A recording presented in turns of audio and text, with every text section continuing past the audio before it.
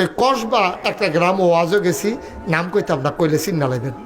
এই গেছি পরে আমারে যখন নিয়ে বোয়াইছে ওয়াজ করতাম, তারা ওয়াজও তখন নিচে না রুমও বোয়াইয়া আপেল আঙ্গুর কমলা খাইতাম দিছে। এক বুড়ে বেড়াইয়া ঢুকছে, এই ফুরান একটা সাদ্দর গাও দৌড় না, এবারে ঢুকে সেটা কয় এখনো না গাইছে হুজুর গাড়া। তো ঢুকে যে জিগাইছে তখন আমি বুঝতে পারছি এবার সোহে কম দেহে। তা আরেকজনে কইয়া দিছে এই উঠতেন না হুজুর, আজান লাগবো, ওটা একটু বন শেষ করে দিতেছি, আমরা ইনশাল্লাহ এক লোক উঠতে থাকি। আর আমিন কন।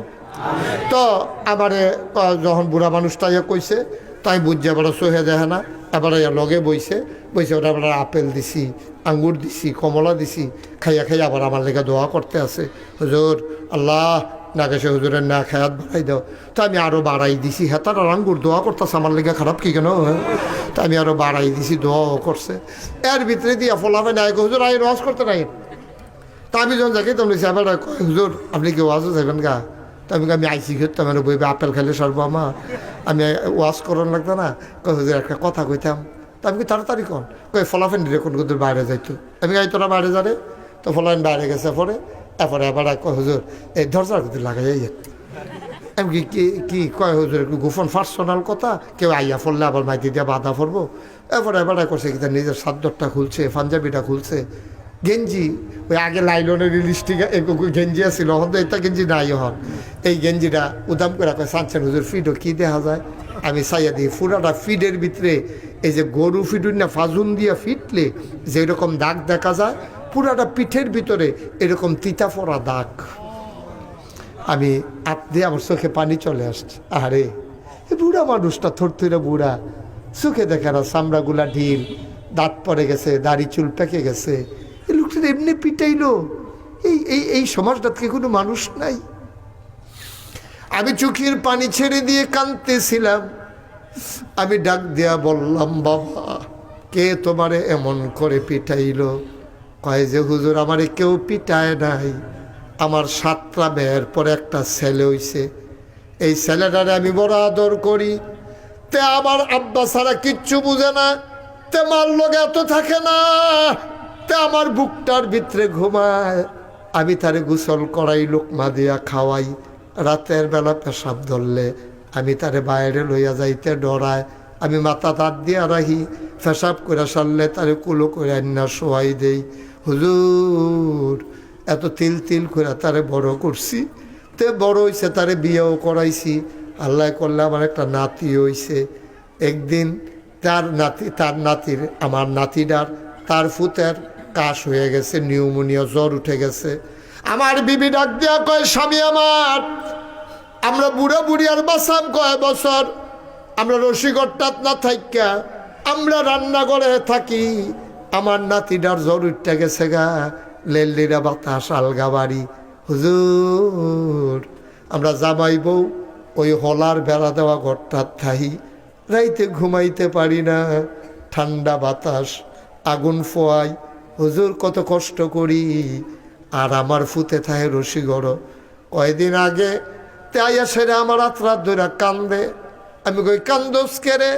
তা কান্দে আর কয় আপনার বউটা ভালা পড়ছে না, আমার এই যে ছাইয়াটাইয়া বিয়া করাইলেন, আমার কি আর 2-3টা ভাই আসেনি? আমার তো একটাই ফুত, আমি আমার তো বউ একটাই। এই বউটা একদিন কালকা রাত্রে আমারে সারা রাত জ্বালাইছে, আপনারারে লইয়া বেলে আর খাইতো না, জুদা হইতো চায়, আব্বা আমার দোকল যায় মানে না।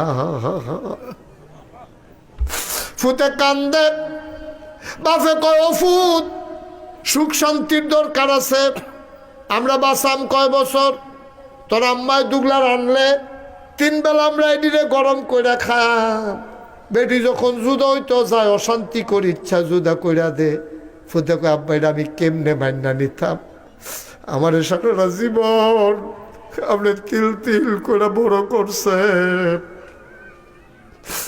কোনোদিন আমার একটা ধমক দেন নাই, থাপ্পড় দেন নাই, আজকে আমি আপনার আলগা করে দেবে নাকি কই যায় মানিনি আব্বা, আমার দিয়ে হাত কাঁপে, এবারে কেমন রান্না করব,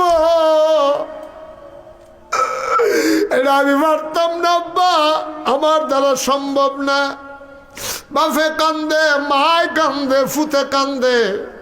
ওই বেডিটার কারণে শেষ পর্যন্ত জুদাই ওন লাগছে। তার বউয়ে সব সময় তারে খালি মা বাপের বিরুদ্ধে কথা কয়। তে ফাত্রে তেইছে আলসইয়া অহনো ফাজুন্ডা তো রই দেখতে আইছে বেড়াইত মানুষ। তার বউয়ে হেসা বিছা কিতা জানি লাগাইছে তার মান নামে। তে দৌড় দিয়াই আসে, সেত্রা রসম করতে পারছে না।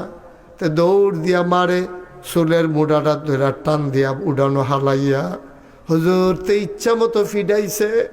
তার মায় ফিডাতে বাসনের লেগে ফুতের ফাও ধরছে।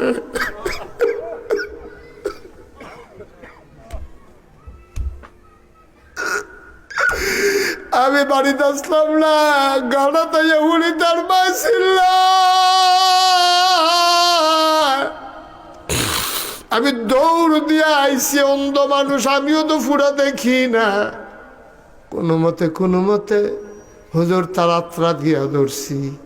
আমি চিল্লান দিয়া আরে করস কি, তুই কি মা চিনলি না? এবার তার মারে ছাইড়া দিয়া ওই যে ছোটবেলা আদর করছিলাম, ওই যে নলা দিয়া দিয়া খাওয়াইছিলাম, মরাইয়া গোসল করাই দিছিলাম, সব দিয়ে আদরতে আজ যা আমারে ফেরত দিছে।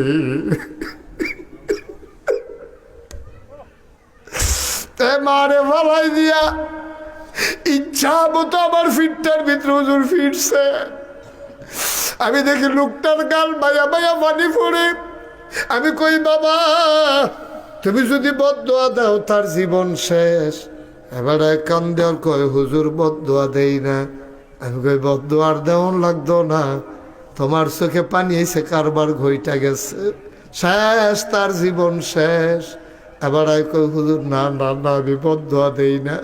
হুজুর আপনার কাছে কইছি, আপনি মাহফিল কুতুর কইয়েন ফলাফাইন যেন মা চিনে বাপ চিনে।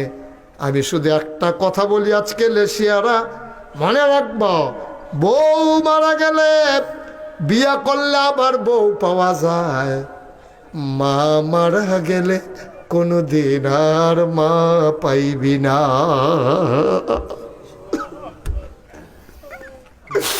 মা মারা গেলে আর মা পাইবি না।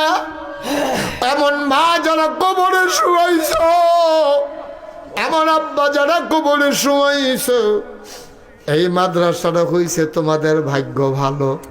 গরম ভাত বাইতে খাওয়াইয়া আইনা সেরা মাদ্রাসা দিয়া যাইবা, আবার পড়া শেষ হইলে বাইত নিয়া ঘুম পাড়াই রাখবা।